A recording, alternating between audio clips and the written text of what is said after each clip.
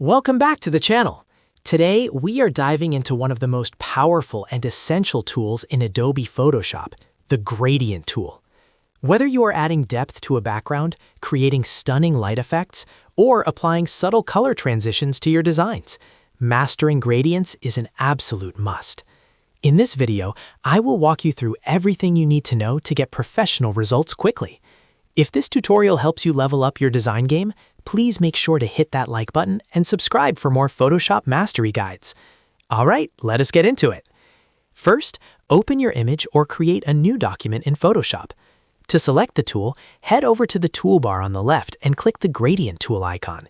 If you prefer keyboard shortcuts, just press the letter G on your keyboard. Note that if you see the paint bucket tool instead, just click and hold that icon until the flyout menu appears, then select the gradient tool from the list. Once selected, look at the top options bar. You'll see a gradient preview bar.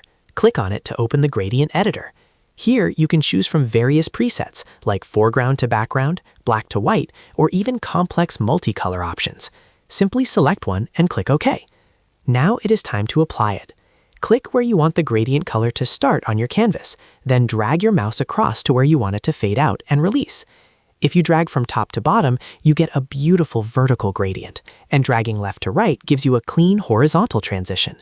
But that's not all. You can change how these look by using the gradient styles found in the top options bar. You can toggle between linear, which is a straight transition, radial for a circular effect, angle for that nice rotation, reflected for a mirrored look, or even the diamond gradient. Now, what if you want custom colors? Click that gradient bar again in the options bar. Below the preview, you'll see small color stops. Click them and you can pick any shade from the color picker. You can even click the bar to add more stops, allowing you to create a multicolored rainbow or a complex custom blend.